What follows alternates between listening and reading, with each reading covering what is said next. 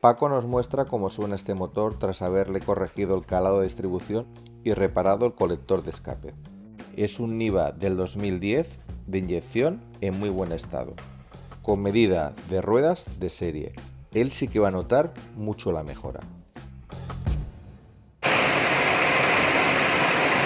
Y ahora este vehículo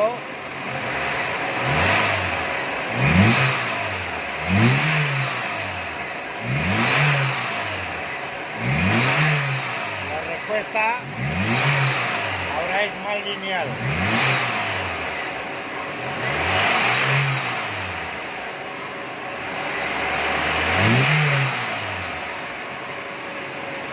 Mismo vehículo, pequeña modificación.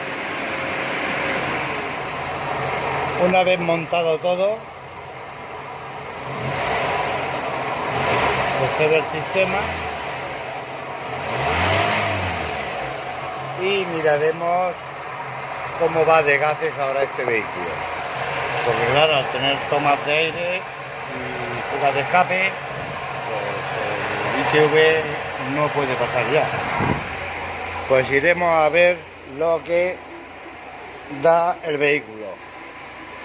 Este vehículo está dando casi 100 de CO, 12 tal de CO2 normal, eso no pasa nada. De oxígeno 0,12, correcto, no hay tubo escape. Y lambda 1, vale, pues perfecto, ya pasa ITV.